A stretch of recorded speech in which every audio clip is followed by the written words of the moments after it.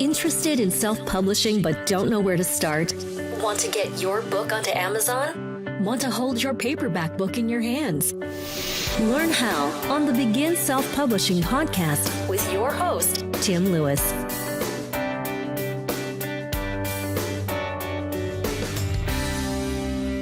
We are live, and I'm bringing to you an interview with Tim Lewis for his Begin Self-Publishing episode number 100. We're doing things a little bit differently this time. I am interviewing Tim Lewis. Normally, Tim is interviewing other people, but we're switching it up, and we're going to put Tim on the hot seat. Tim, do you want to give any information about what we're doing here? Well, I believe you're going to ask me 100 questions, which you've only sent me about 10 of them. And there may be only because you've only written 10 of them, or because you've got a cunning plan for the other 90 questions that you're not telling me about. So, well, I mean, I know that we've got a bit of a time limit here, right? So chances of you getting through all 100, this could end up being the most epic 100th episode you've ever done. Actually, that's what we're looking for.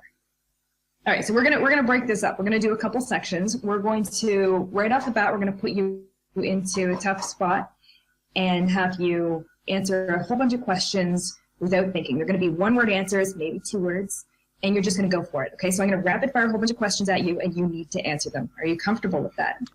No, but I'll do it anyway. Okay, well, we'll work that out. And then I'm going to dive into some more serious questions.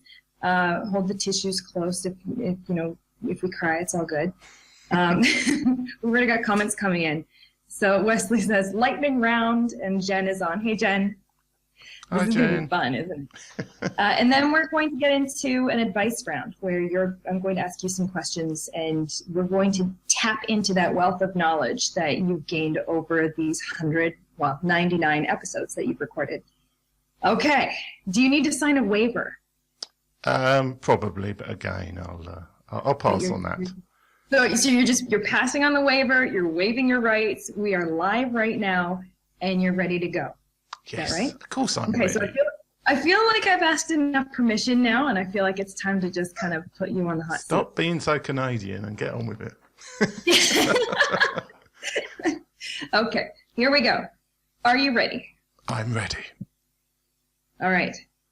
What is your full name? My full name is Timothy Michael Lewis. How old are you? 44. Where do you live? I live in London, England. Well, actually, South Woodford, England. That was too many syllables there. We got to just go fire a little bit faster here. All right. So don't overthink it. You ready? Yeah. How many jobs have you had? 3, including this Have you one. ever been arrested? No. And if you were to ever be arrested for anything, what would you wish that it would be? I wish it was for something cool that was for a cause I believed in. I know it's probably a tremendously trendy answer, but yeah. I wouldn't mind being arrested for something I believed in, but I wouldn't want to be arrested for sort of falling over drunk in the street. So no falling over drunk in the street, no like stealing comic books, nothing like that. You'd want it to be something a little more epic, like saving kittens. Yeah. Saving kittens from President Trump or something like that. Okay. If you were a superhero, which one would you be? I don't know. I'll probably go for Superman just because, well, he's kind of cool and I've got the glasses and a little bit of the Superman look, so I'm going to go for that one. Even though they all seem very tortured characters, so I'll probably just stay as myself. Okay, that works. What's your favorite color? Blue. Why? Because everybody else has blue. No, I do genuinely like blue, though I've noticed my blue-green colour perception is a bit different to a lot of other people. So a lot of what other people think is green, I think is blue. So I may well actually like green, but I don't really, I don't necessarily, I call it blue. Okay, so this is supposed to be like a rapid-fire question and answer, and right now, the most simple question of what is your favorite color ended up being the most rambling answer so far. Like, I would have expected the superhero part to be, but that's okay. So that's why I'm showing Pam's comment of epic right there. Okay. All right. So, okay. I'm going to ask you a few more questions. And this time we really need to focus. We need to hunker down. We need to get to know Tim. All right. I don't want this surface level Tim of you've been an amazing podcast interviewer. You've interviewed some really talented people, and we don't get to see the other side of Tim. So we need to tease this out a little more. We really need to put you on the spot and understand what makes Tim tick, but you can't overthink it, Tim. Are you ready for this? I am ready. Okay, let's go. What's your biggest fear? I suppose my biggest fear is not doing anything with my life. And I'm keeping it brief. I'm impressed. Like, this is like we're warming up so that we can really get into the good stuff. If you could do one thing differently in your life, what would it be? Take more risks when I was younger. If you could do one thing differently starting tomorrow, what would it be? Do more live video. Though this might put me off. Okay. I'll go a little more gentle on you. Why don't I take off the pressure there on the questions and rapid fire answer, because we seem to be feeling miserably at the rapid fire part. Okay, so I'm going to start asking you some questions about your podcast. So you are celebrating your 100th episode, and we're live recording this right now. So this is going to be cut and put into a podcast recording.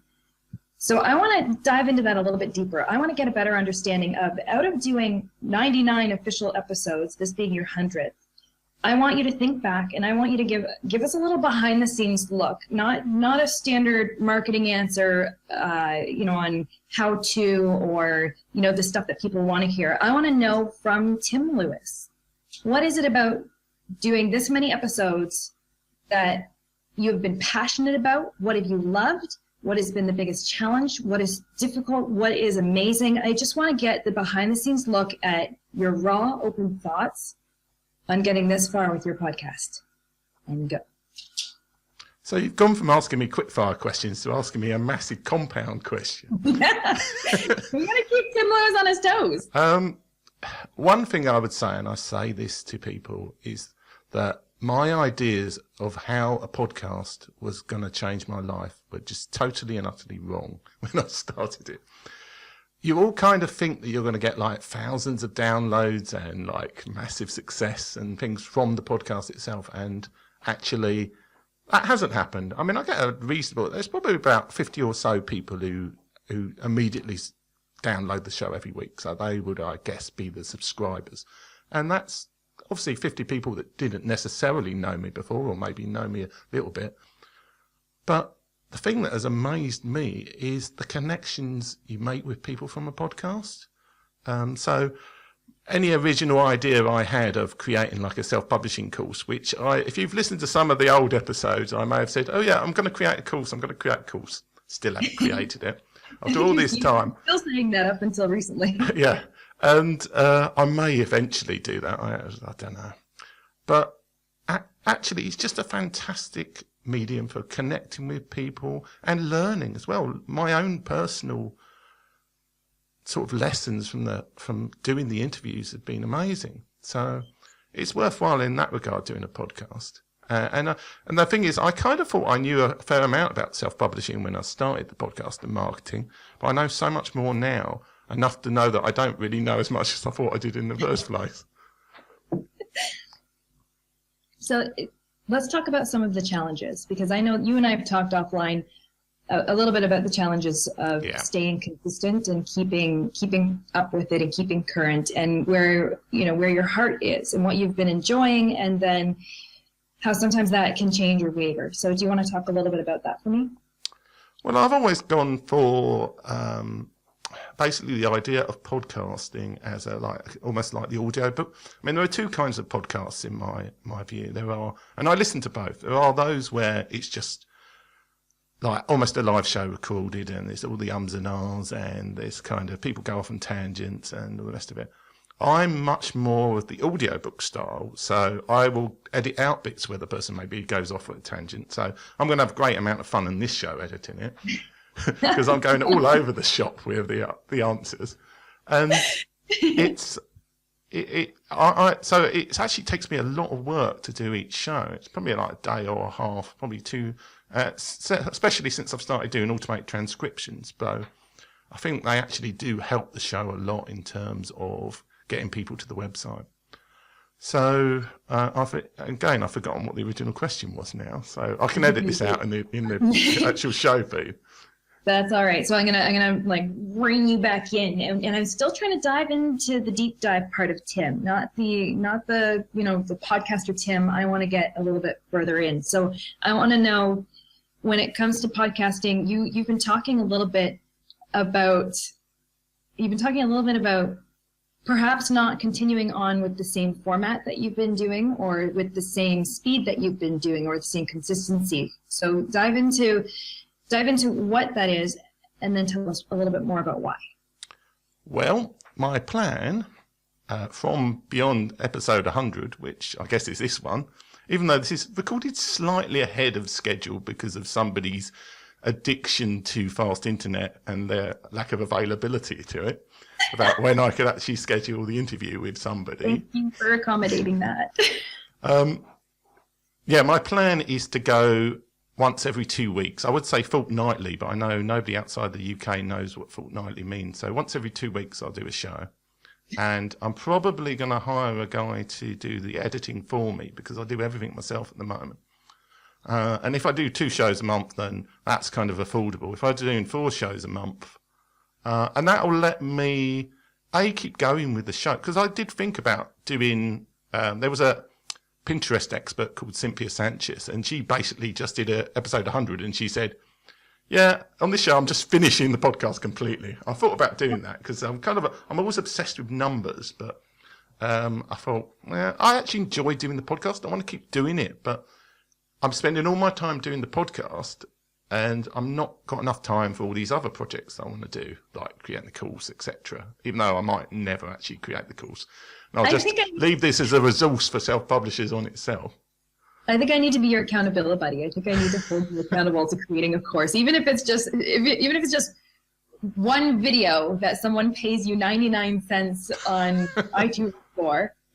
I think it's my duty to hold you accountable to creating some form of course. It could be like my I've actually got an Android app in the App Store for 99p, and it could be like that, where it just ends up there. And funny thing, only 2 people ever downloaded that app, and one of them left a 5-star review. So it's kind of like, in terms of effort. Let's change that today. What is the name of the app? How do people find it? We will dump a link in the show notes and into the comments feed so that we can find this thing, so that we can download it.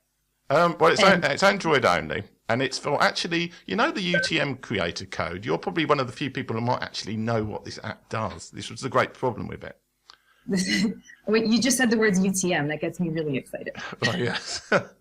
Yeah, I know how to talk to women. No, for Google Analytics. Is this one of those bits that you edited out? Oh, no, this bit's definitely staying in. Oh, my. Thanks, Tim. Maybe I was the one that was signing the waiver. Yeah, exactly.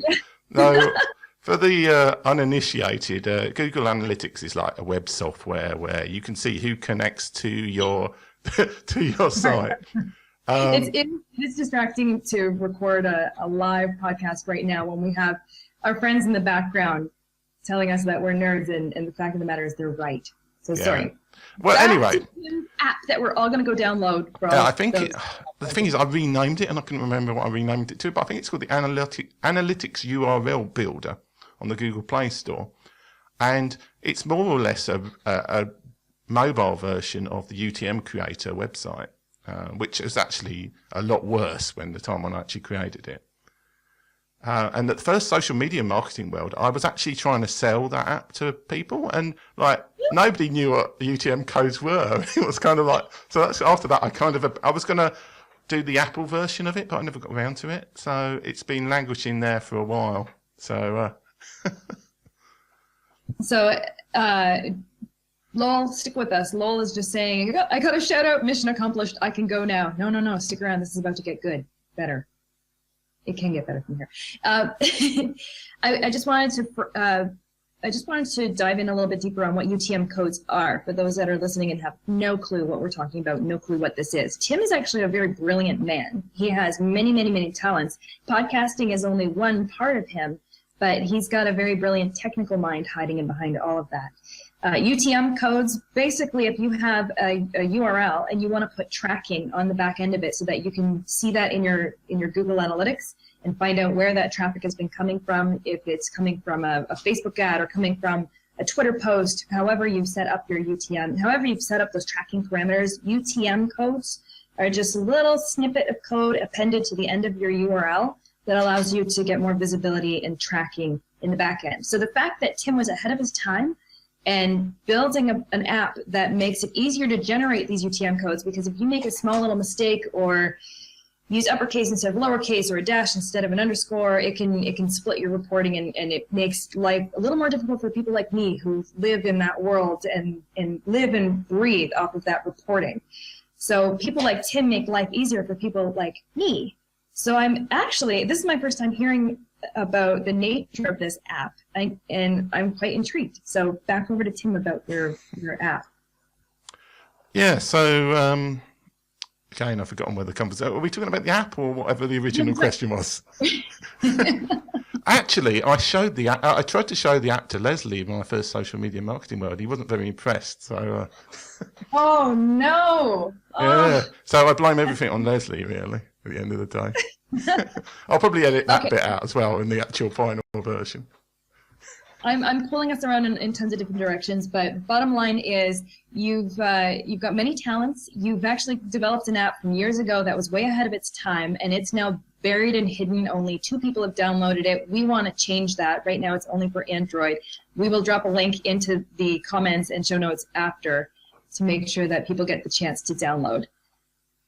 Any other final thoughts on that app before we move on to grilling you again? Well, one thing I would say is that it's actually surprisingly easy for people to develop apps now. I mean, the actual platform I used was, it's a bit like my experiments with messenger bots. It's actually easier to develop the things than it is to actually release them anywhere. To release something on the Apple iTunes store as an app is just so much work. You've got to create like screenshots of every single format of the app and and I was like, well, nobody was very interested in it, so I sort of gave up on it. that was the long and short of it. And then I was still thinking about this podcast idea I'd had in my head. So eventually I went and started the Begin Self-Publishing podcast in June 2015. June 2015. Yes. I think, honestly, just jumping in here with an opinion, I would be sad if you discontinued the podcast after episode 100. I think that you, well, I'll just share my personal experience of seeing you podcasting.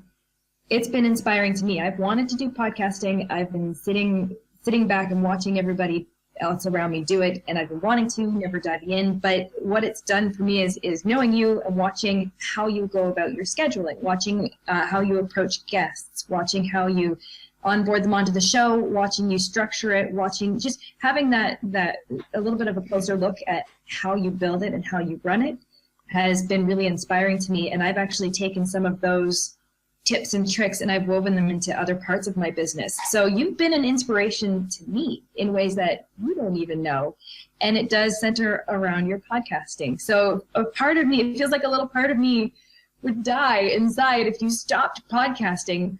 But I completely understand that it's podcasting requires a lot of consistency, and it pretty much owns you, especially in the structure and the format that you've built and the quality that you bring to your podcast. It owns a pretty big part of your life right now. Yeah. Well, I mean, this is the thing. You can do podcasting where you're basically just recording something and shoving it out there. And that works at the moment. There are a lot of very popular podcasts where people are just doing that. But I'm always thinking that if you're looking at quality in a product, you've got to be looking about where things are going to be. So in a year or two's time, when there'll be so many more podcasts out there, if you've not got a higher quality produced one, then it's going to be difficult to keep going, in my opinion. So that's why I think, like, yeah, take the time to try and produce it into a good show. I mean, some of my episodes have been better, and if you go back and actually listen to the first sort of 10 episodes, there were lots of audio tricks and things that I just didn't do. I didn't even know about noise removal really until about episode sort of 30.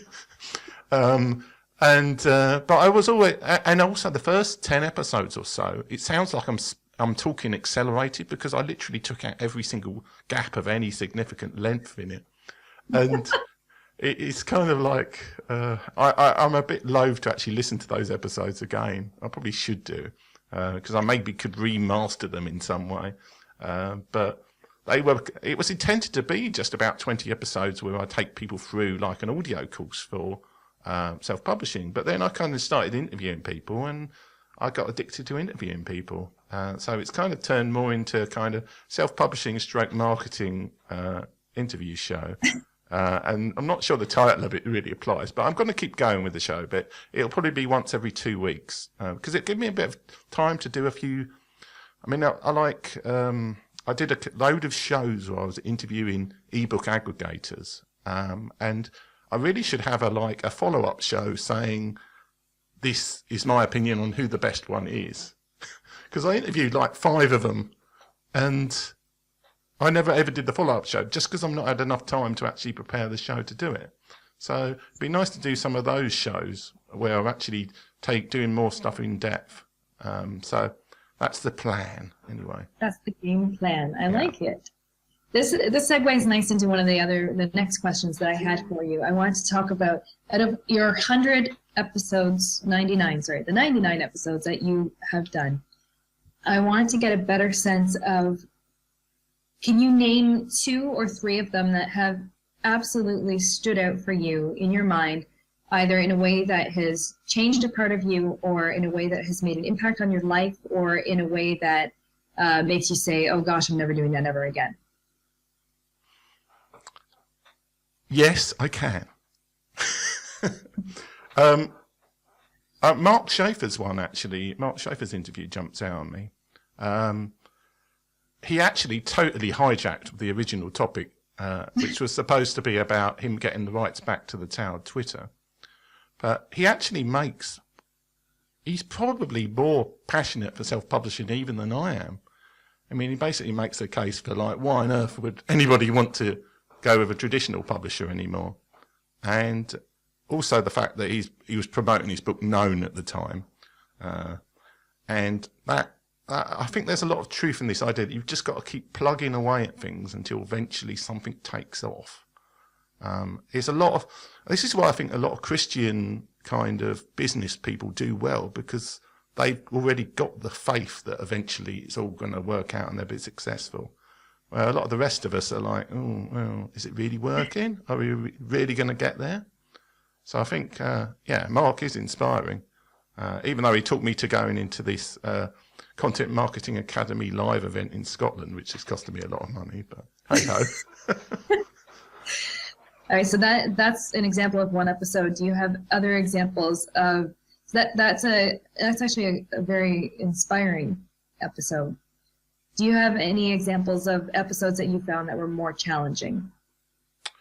Some of my first interviews were a bit sort of tetchy at times. I mean, I interviewed Ryan Hanley, and he's a lovely guy, but he was a second interview I did, and it was actually quite a good show in the end, and I edited bits out of it. But Ryan likes to talk, so I had to edit quite, because I think the recording went on for about an hour and a bit. It's the same with Mark Coker, actually. Oh yeah, the one where Amanda interviews him that's a challenging interview. Yeah. Don't worry, Lau. I'll basically edit out all the crap bits from the audio version. It'll be wonderful. Yeah, you're going to have a lot of editing to do from this one, and I apologize in advance. Well, actually, episode 98 at this time, I have no idea who is going to be the guest or if I'm going to do a solo show. I've got Ian Anderson Gray recorded, and he's going to go out after this show, this live event, but obviously this will be well in the past by the time that happens. But 98, I don't know. So anybody wants to pitch as a guest for episode 98, who hasn't been on the show before, Leslie, can I feel like we're not supposed to pull back the curtain that far. I'm trying to look at Tim, but we're not supposed to, let the cat out of the bag that, we're recording things a little out of order. No. I mean, this is one of the things that nobody ever tells you. I think Michael Hyatt made this point. It's like, it's very easy to compare your backstage with somebody else's front stage. There's all sorts of stuff that goes on in the background that people don't see, and it's very easy to look at Facebook and everybody's having a great time and they're all sort of like surfing with whales and doing all sorts of other stuff. Or, well, your Facebook feed is basically you in a frozen lake in a canoe. So it's a kayak with a dog. So with my dog, who is he's the only dog that I follow on Facebook. So. I feel very special. Actually, I've been trying. What you're not seeing behind my curtain right now is I'm trying very hard. The dog is in the room here. He's got a squeezy toy, and he's been tearing it to pieces and squeaking the squeaker. And I'm trying to distract him while trying to stay focused on Tim. So these are the things that I'm learning on the fly. Okay, so outside of fun Facebook feeds and kayaking on ice and Tim reflecting on good episodes and bad episodes, I want to just pull us off the rails here for another moment. I'm going to shake it up a little. I'm going to ask you another random question before I dive back into one last bigger question that I've got for you. Does that work? Of course it does. Yes. I feel like I'm asking for consent again. Like I feel like I need Tim's permission to make sure he's comfortable with everything I'm doing to him live right now. Well, I'm going to have the recording, so I can edit out anything I don't like the sound of. That's so fair. Yeah. Okay. Big question, and I want you to actually put some meat behind this one. If you could be stuck in an elevator, and I mean stuck in an elevator, like the elevator's not going anywhere, the doors aren't opening, it's stifling hot, you are starving, you probably need to pee. It's not a good situation. It's just not good. And you're probably in a building that somewhere very stressful that you don't want to be. If you could be stuck in that elevator with anybody, anyone in the world, alive, dead, current, past, present, who would it be? Am I supposed to pick somebody famous for this? Or? You can pick famous. You can pick a friend. You can pick an inspiration. You can pick a thought. This is a bit of a psychological question for you. Well, at the moment, I'll probably be stuck with you, but that's a whole nother question.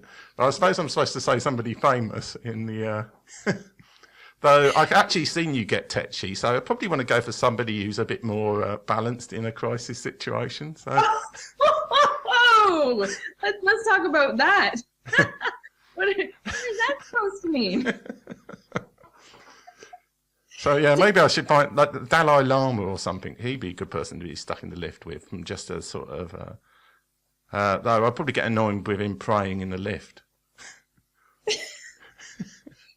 All right, so your first. Let's get a first, second, and third choice then. Okay, so your first choice of being stuck in an elevator in a stressful situation with anybody in the world, anybody. Choice number one. Well, all right, I've gone for the Dalai Lama as a purely, I think he'd be a good, non-stressful person to be stuck in the lift with. Is there a time limit for how long, or is this like some indefinite, period? Let's say you're stuck for 10 hours. Oof. And 10 hours enough to get uncomfortable with each other in the sense that one of you is going to, have a breakdown, or you're going to see the worst side of each other.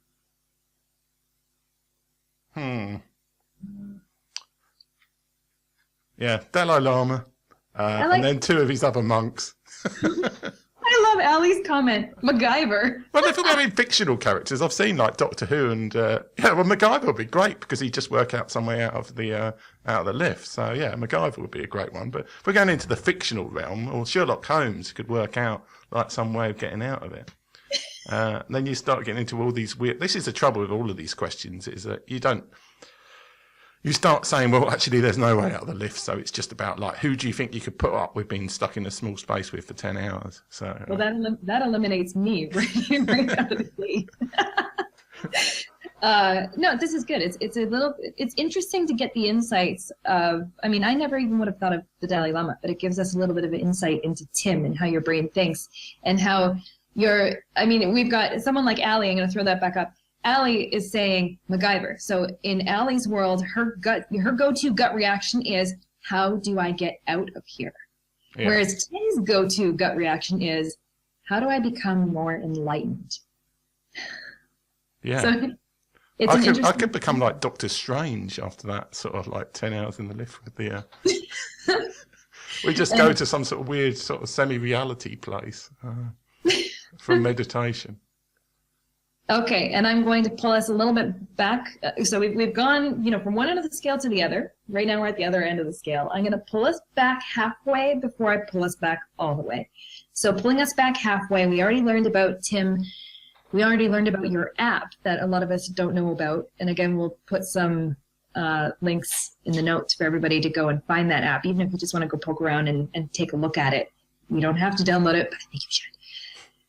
I'm going to pull us back up a notch, and I want to ask you a question that is not related to podcasting whatsoever. I want to know, I'm asking so that all of us can know, I want to know something about Tim that we don't know, that is very atypical for Tim.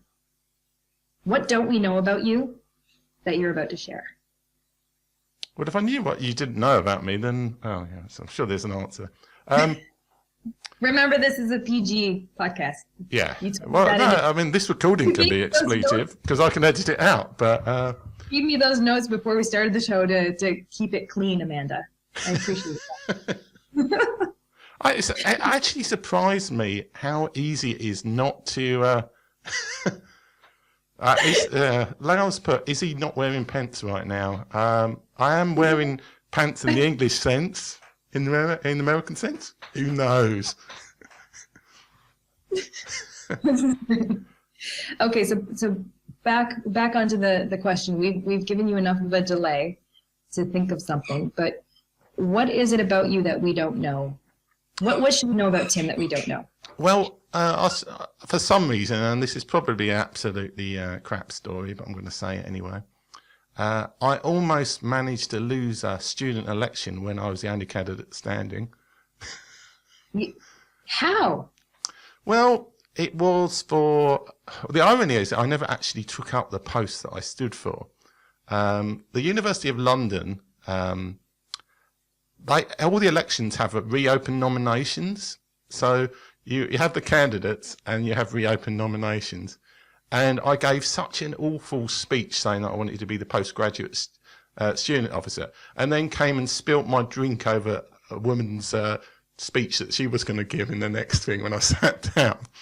I won by like one vote. And then I didn't get the place at the university, so I resigned it. And then eventually I did get the place to go to that university, but I'd already resigned the post. So that's... So I managed to almost lose an election when I was the only candidate. So that's... That actually takes talent. Yeah. And I mean, we know you're talented, but that's pretty good. That's pretty good. I think I want another one. I think I want one more. Let's think back. When you start getting as old as I am, you start forgetting things. That's the trouble.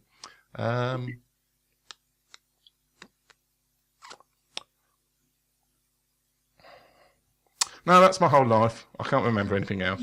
I like this. I like it. No, actually, another story which I may have said on one of my. It's a bit more businessy, but hey ho. I managed to. Is it related to podcasting? No. Okay, continue. It's related to my first book, where I came up with all of this fancy scheme for redirecting people to the right Amazon store. Because there's like Amazon.com, Amazon.co.uk, Amazon.de, Amazon.au, whatever. Amazon.ca. Amazon.ca, yeah. Well, that's only about 2 people use it, I think. It's and you're one of them. Oh. And around you. And so I wrote this little bit of JavaScript code that I thought redirected whoever came to the website on stoneandpress.com and sent them to the right Amazon store. Now, the trouble was that I made a mistake in it and it sent everybody to the UK store. So all my Facebook advertising I did to this particular page was sending absolutely everybody in the world to the UK store. So that was a bit sort of embarrassing. And it was only after I'd spent about like 150 quid on Facebook advertising that I realised this. And so I got to number 10 in the charts in the UK, but nowhere else. So and this is where Amanda goes to deal with the dog, I presume. That's exactly. Can you hear him in the background? He finally got the squeaker out of No, it's actually been surprisingly good, the lack of dog noise. It's yeah, these are the challenges from. There we go. I'm gonna throw myself back on screen so you can see what. Oh no, there we go. Aha! So this is the culprit right here. Ah. Yeah, we're just gonna put that up here. Here we go. Oh, Jen, how many? I mean, give it. If you're watching live right now, give a thumbs up or a heart or a smiley face or something if you have ever dealt with kids at home while you're. That's not me. Not the case for me. Kids at home while you're working from home, or dogs at home while you're working from home. I did a recent interview with Catherine Carrigan. And her dog was barking all the way through, and that took some skill to try and take the barks out. I mean, I didn't really do. There's probably people who go back and say this interview's got dog barks in it, and I'm like, oh well. Yeah, cats don't make any noise. Cats are usually, but then they're usually busy killing some small animal in the outside the house at the time. I have 2 cats back home at my place where I have very slow internet that I'm not broadcasting from right now. And occasionally, they're pretty calm, awesome, and quiet, but occasionally they fight with each other. And if you've ever heard cat fight, I mean, they call it cat fight for a reason. It's pretty devastating. Or as Allie says, cats that want to sit on your keyboard. Oh no, we're doing an internet thing, and somehow the internet thing that we're doing got onto the topic of cats. It always happens. It's like the black hole, the vortex of the internet. It all comes back to cats. All right, cats work. Cats sell. Cats are slightly above dogs, I think, in terms of internet clickability, though. Dogs are still pretty nice. Puppies beat cats, I think, but then kittens beat puppies. So. Allie, I went there. Yes, Allie, you did go there. Anyway, what happened to these 100 questions? This is good. I knew that we weren't going to get through all 100 because we would be here for days, and I'm committed to that. I'm okay with that. I'm cool to sit here and grill you for hours, but I don't think that the audience is going to stick with us for that. Well, we've still got a bit of time. I mean, I'm fairly flexible when I do want to leave at some point in my life. That's what the ×2 option is for on the podcast player now. Yeah, Lola's saying talk faster. I actually listened to Brian Fanzo's podcast at double speed. That's quite an experience. It's a bit like having a brain dump. Jen is saying tweet faster. I need to learn how to tweet first. So, Amanda, are you on Twitter? Oh, whoa. We're interviewing you right now, not the other way around. Don't put me on the hot seat. Okay, pulling it back to podcasting. I want to... by the way, I love the comments. I love the people who are following this, and I love how it's a community. I mean, this isn't just a whole bunch of observers and a whole bunch of people watching this and, watching and observing and just casting judgment. I like how they're actually participating and playing along with us. This is what makes it fun. Okay. Back to an actual real interview question here. Now that we've come off of cats, we've come off of putting you in the hot seat and off of random elevators and psychological questions. I just want to know, with your experience that you've had from podcasting, I want to know what advice that you have for someone starting out in podcasting or someone who has been podcasting for a little while. What honest, raw, true, Tim has done this before, you've got the scars, the blood, sweat, and tears. What advice do you have for those people? If I was starting now, I would probably do every show like this one, probably a bit more polish at the end of it, but with a live recording first and then a video version of it, because that's the only way I think you can ever really be discovered in podcasting now. It was brought to my mind that they did like an infinite dial survey of radio and other listeners. And apparently the average American who listens to podcasts only listens to 6 podcasts. So if you think about that, you have got to be, if you are a new podcaster coming in to start a podcast, you have got to dislodge one of those 6 people's podcasts and make them listen to your podcast. Or you can get new people who are starting to listen to podcasts for the first time to listen to your one. But to get new people to podcasting, you've got to have your podcast somewhere else. You've either got to spend on advertising, or you've got to have it on YouTube or somewhere like that where people can discover it. And that was a mistake that I made. I think this is something that's changed in the last couple of years in podcasting, because a lot of the first people who were podcasters, there was so few shows around that more or less anybody could get downloads. But now it's changing to a more mature. I mean, there's still strong growth in podcasting. So there are still going to be new people picking up the show, but I think just having an audio show to begin with was a little bit naive on my part at the beginning. Though I don't regret doing it at all. I mean, it is fantastic fun doing podcasting. It's just time consuming. That's actually, you brought up a really good perspective that I hadn't even thought of, about how it is hard to get discovered. And I'm just thinking about myself when you're saying, well, the average person will have 6 podcasts, and that's their roster. That's what they listen to. And it's hard to get them introduced to new content or moving off of those or listening to more or other ones. I have a rotation of probably around 25 podcasts that I burn through. I listen to podcasts constantly. It's a bad addiction. But I never, back in June 2015, when you first started podcasting, a year ago, video wasn't where it was, and there were only a few sort of podcasting pioneers who were using the video tactic, doing what we're doing right now, interviewing live and then splicing out the audio and dual purposing that content.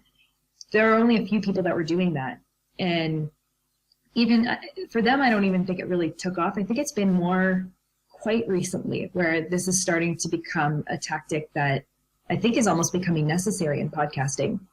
So that leads me to another question. If you were to change up your podcasting format, and if you were to do this on a weekly basis, would this convince you to stick with podcasting on a weekly schedule compared to your existing podcast format? Well, I mean, I've always been very tempted to do another show, or possibly multiple actual other shows. In fact, I'm going to be occasional guest podcaster on a show about London that a guy from Australia is doing, assuming he ever gets to start off the show. Which is going to be a little bit random, but I think, I mean, this is something that I kind of understood at social media marketing world, in that for whatever reason, and this maybe is like an American and Canadian thing, a lot of people find me very funny. And I think it'd be actually quite amusing to try and do a podcast or some sort of show where I can bring out that humour a bit more.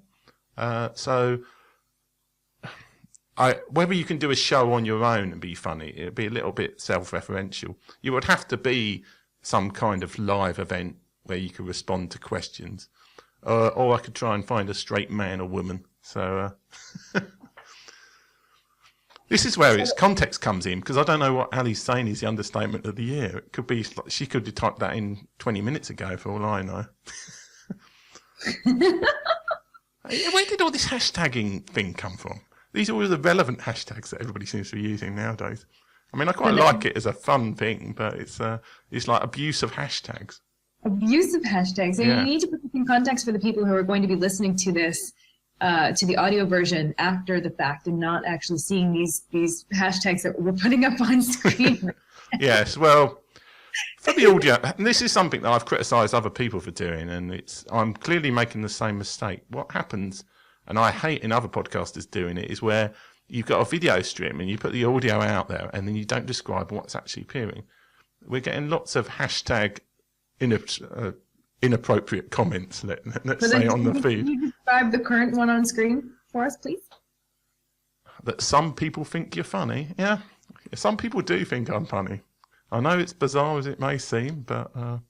That comment's coming through from Allie, who I guarantee you on the regular live broadcast for Social Media Examiner is dying of laughter watching the crowdcast comments down there. Well, I'm definitely good at making witty and not necessarily appropriate comments. Thankfully, I'm not overstepped the mark too much.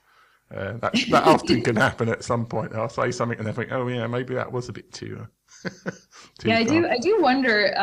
I wonder how the staff at Social Media Examiner feel when we're watching their live broadcast and we're just hijacking all the comments down the left-hand side, saying hi to everybody, like, oh, hi Tim, hi Allie, hi Lowell, hi Jen, and then we're always laughing at Tim's witty comments. I always wonder if that's throwing them off, or if that's distracting, or if that's hard for them to deal with.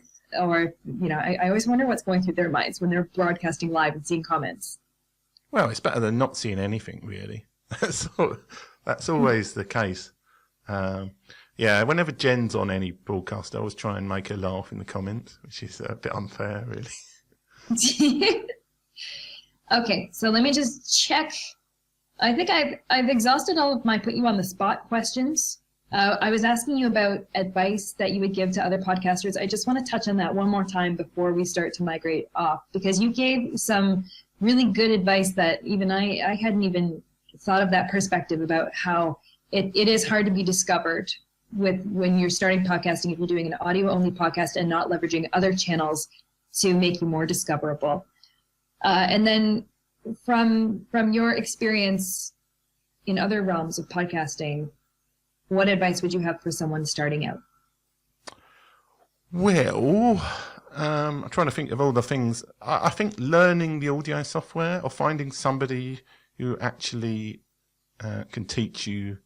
I mean, I did Cliff Ravenscraft's A to Z course, and that was very good in terms of getting me started. But the trouble is, Cliff is like an audition guy, so and I was like, well, I can't be thing to pay for the Adobe project, so I went with Audacity. But the trouble is, I've only kind of learned Audacity by like, oh, what does this button do? And I should have spent more time before I started podcasting actually learning how to audio edit it. Or the other thing, of course, is you can just pay somebody else to do the audio editing for you. And the thing is, however good I might think I am at audio editing after all this time, I'm sure there are proper audio engineers who this is where I end up reading comments, and this is where live broadcasts have probably you end up reading the comments, and it's distracting you from the. We got a question, Tim. Are you a Mac or a PC? I'm on a PC. That's the. I'm on a Mac, which prevented us from starting this on time when we were supposed to, because I woke up this morning to an operating system update that basically ground my whole computer to a halt. And Tim was very gracious, and he pointed out that even though I am typically always late, I always deliver. Yeah, no. I mean, you always produce the goods in the end. It just takes you a while, so to speak. I get around to it. Okay, so back to the advice. We've just joining. Who's Tim? Tim, that's a good segue into just sort of recapping as we're coming closer to the end of this broadcast. But Tim runs the Begin Self-Publishing podcast. This is the live recording of his 100th episode, and we have been grilling Tim. I have been grilling Tim with some great questions, some awkward questions, and then some podcasting advice questions. And we have been juggling it with the lovely comments of our friends and followers here who know us well enough to know what makes us laugh on screen. So this is an exciting. I enjoy this a lot. All right, bringing it back to Tim. Tim, can you give us some final advice, some final thoughts on podcasting? Go. I am a tremendous fan of podcasting. It's not necessarily for everybody, and it's not the way to great riches. But if you want to have a bit of fun, then podcasting is certainly something worth considering. But don't think it's going to pay your mortgage in 2 episodes. I think. Well, I don't know if you've got any questions about self-publishing, but this show is actually about self-publishing. I mean, it may not have seemed about self-publishing, so I'm happy to talk about that regard. Trying to steer back to the original intent of the show, though it has turned into a little bit of a marketing show at times. Well, I mean, you surround yourself with a lot of very talented marketing people, and I'm amazed at some of the talent that you have had on the show. You are an excellent podcaster. You're an excellent interviewer, and you've got excellent skills at netting great people and having great conversations. So that's why, you know, there has been an undertone through this whole interview of me trying to tease out exactly why you're slowing down or refocusing or possibly stopping the podcast, which I think we've decided you're not doing that. No. And then trying to encourage you to stay with it, because it inspires me and I enjoy it. So I don't want Tim to slow down and stop. Although I do want you to explore all of these other things that you've been talking about for a very long time, including starting a course and diving into all of these other things that excite you and that inspire you. And I know we talk about a lot of these things when we go to Social Media Marketing World, or, you know, in our Social Media Marketing Society chats.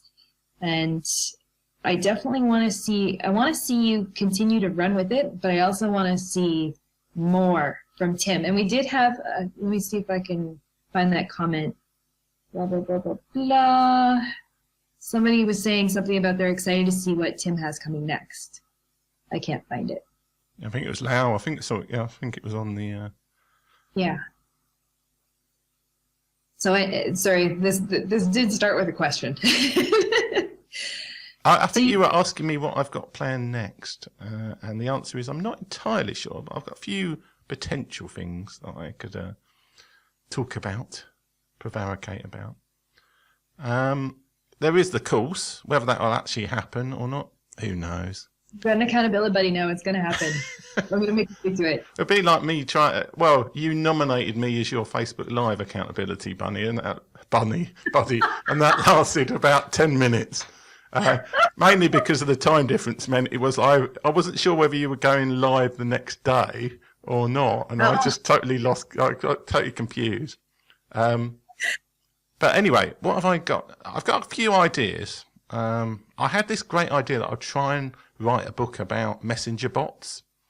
Now, this is back into geek territory again. Yes, Amanda Robinson, new name, #Bunny. No, she's accountability bunny. She's not bunny. Great, I'm now the accountability bunny. Accountability bunny. Well, you should start a podcast calling yourself. Now I honestly do feel compelled to make sure that you produce a course. So Tim, do not let me down. Okay. So one of the ideas I've been toying with is basically creating a book from just pure audio. So obviously I've been recording lots of podcasts. So I've got a load of recording equipment. Now, usually what people do is they create a book using, like just writing it on the keyboard. So basically you write a book. You might use dictation software, but you're in effect creating a text file. And then if you want an audio book done, you either have to sit in front of a studio or something and record it yourself. And then you go to ACX, which is basically a network for getting people onto for releasing audiobooks onto Amazon.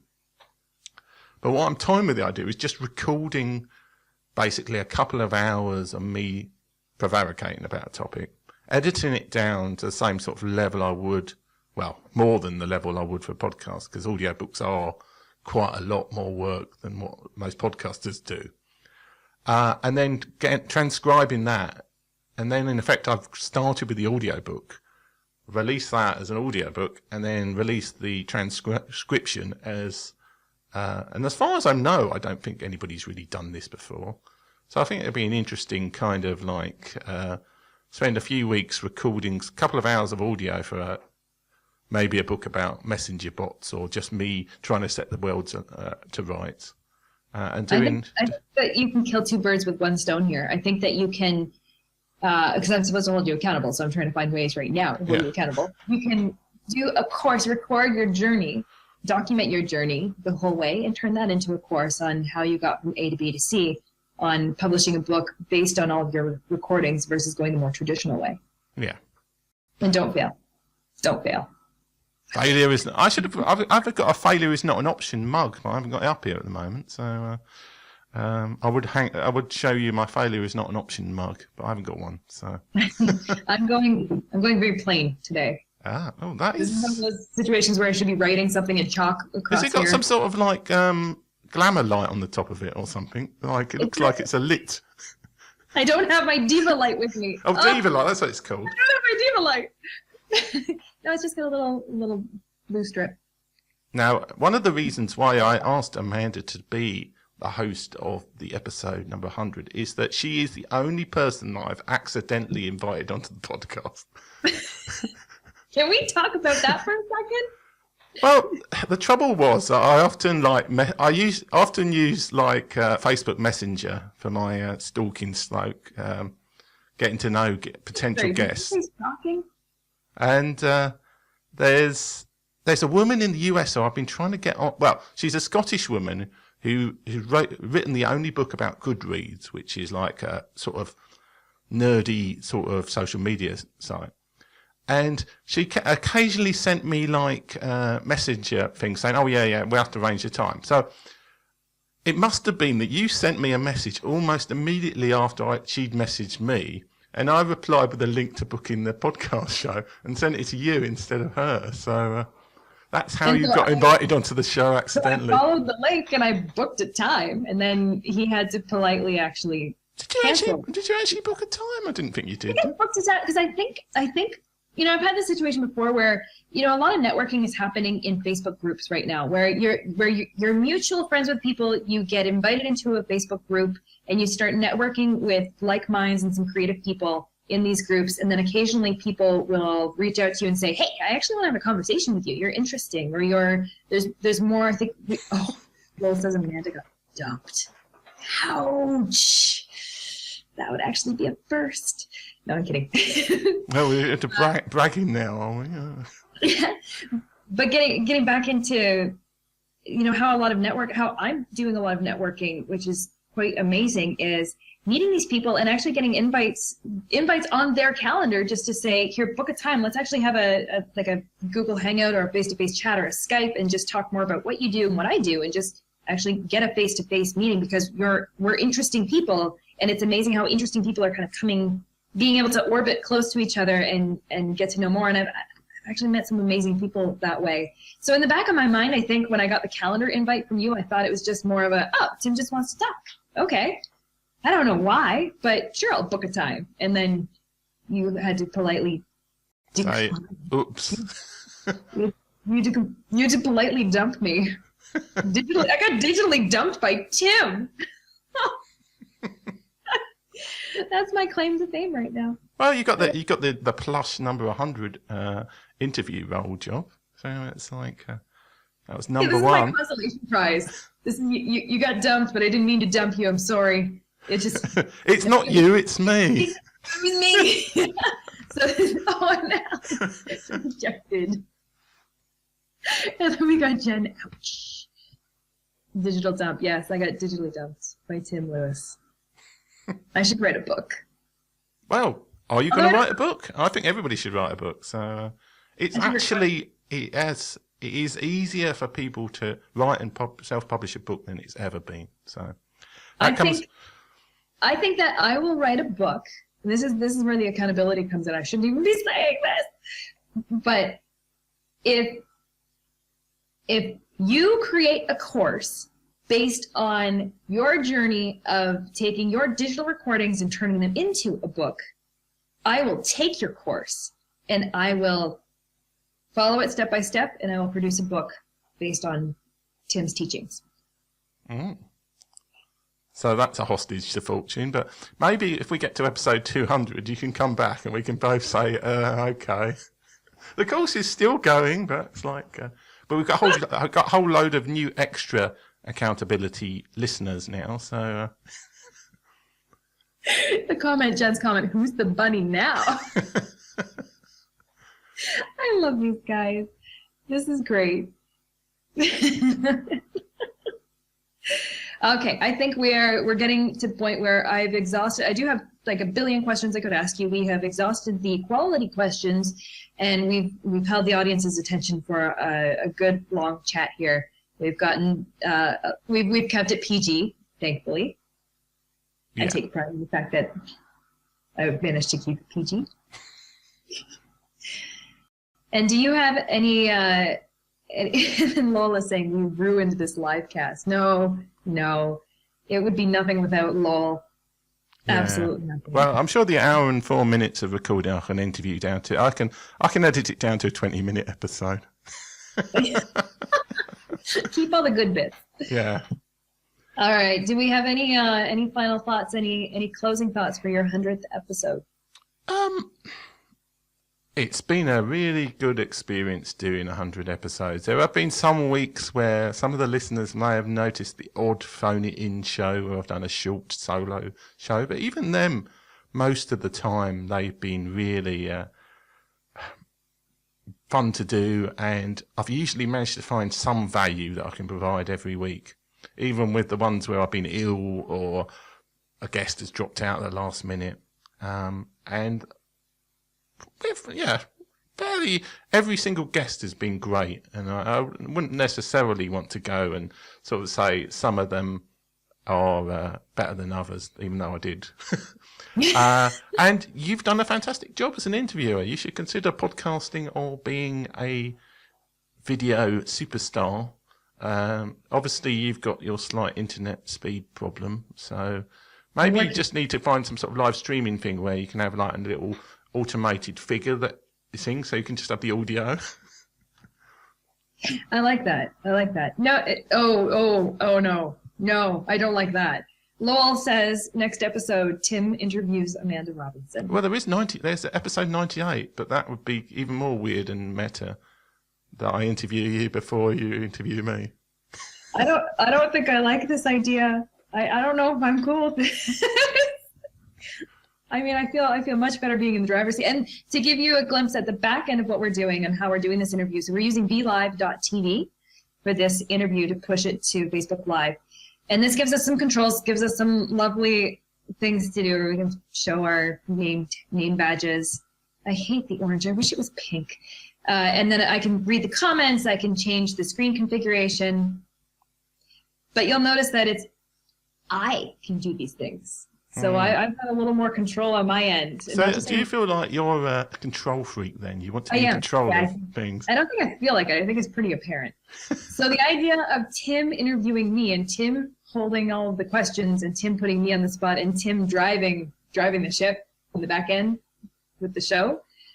You've actually got ship there. That's quite amazing. We got everything in Canada. A couple of free hockey sticks just for crossing the border. Are you actually on a ship at the moment? That's why you've got a good Wi-Fi. One of the big lakes. You're just... Oh, and BeLive.tv, is it free? Yes, it is free. And it is less buggy than it was in the past, apparently, I think. It seems to be a little more stable, which is great. Yeah, I mean, I can't actually... as the guest, I can't see any of the comments or the actual name things. So I probably drifted over so that I'm kind of, I'll be covered up by the name thing. I just see myself as a little box in the corner and then you as the big box in the middle. So and any of the comments that you push up on the screen, I see. So did you say Bucky or Buggy? Who knows? It's Canadian. Buggy. Buggy. Bug, like bugs in the system. Bug.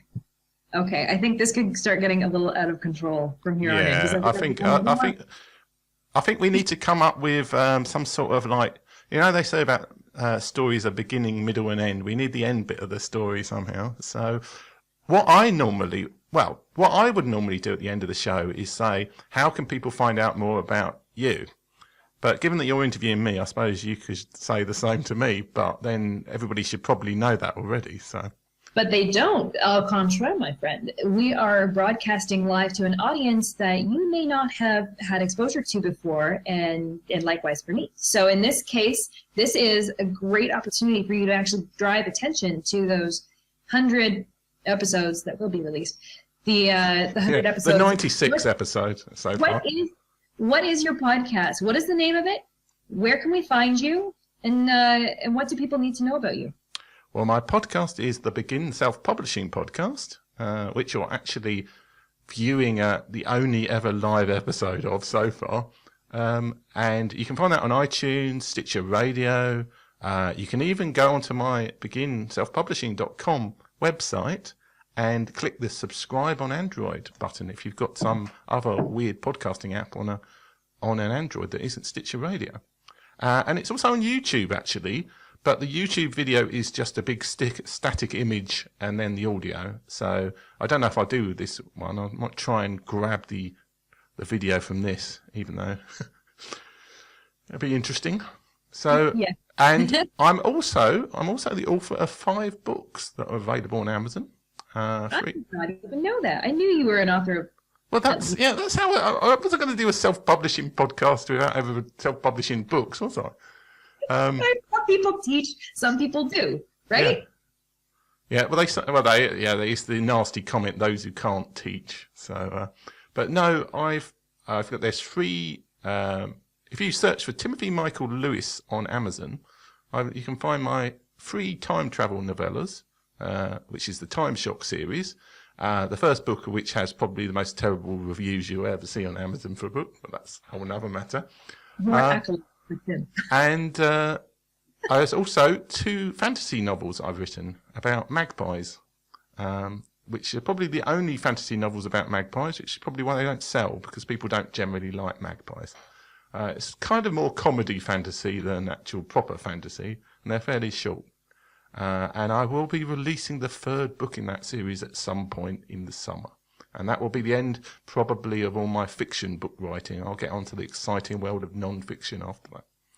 So, because the trouble with doing the podcast is that I haven't really done much in the way of writing. I've basically written 1 book a year. So it's... Jen says shocking comedy. Well, the trouble is, all of the books I've written are supposed to be serious ones, but I can't seem to write anything without making it in some way funny. So we've noticed. Trust me, we have noticed him. So what we're going to do is we're going to drop links into the comments on everywhere that we spread this little broadcast, from what you're watching now to if we upload it on YouTube to Tim's actual podcast audio recording. We're going to drop links to everything that we talked about in this interview, including Tim's 5 books, his Android app, and his podcast. And I would strongly urge all of you to go and download the app if you're on Android, to check out the books, leave Tim some more positive reviews about magpies, and help support this amazing, brilliant man who is extremely talented and does so much in the back end, and only shows a small percent of what he's actually capable of. Well, thank you so much. You're extremely good at complimenting people, so thank you. Speak the truth. No, you're not. Sugar coating on top. No. There's probably a hashtag in there somewhere. So. Don't provoke them. Please do not provoke them. Yeah. All right, on that note, I think that this is a good way to wrap up episode number 100 of the Self-Publishing Podcast with Tim Lewis. Begin Self-Publishing Podcast. Begin Self-Publishing. I even have it written down. I've got my I've been making notes. I wrote it down. You know, I'm not properly. I haven't been properly groomed as an interviewer for you. It's yeah. I actually got the audio music wrong originally. I wrote down on the thing Begin Self-Publish Podcast, and then it was like I got the hump with them because they recorded it wrongly, and then it was like I went back to the email, it's like, oh yeah, I told you the wrong name. So I can't really accuse anybody of getting it's a Begin Self-Publishing Podcast. Episode number 100 of the Begin Self-Publishing Podcast with Tim Lewis, interviewed by Amanda Robinson. And it's good night from me. And it's good morning, more coffee for me. Thanks for listening. If you enjoyed today's show, please stop by iTunes and rate and leave a review. This helps make the show more visible. For free resources, show notes, and other helpful content, join the community at beginselfpublishing.com.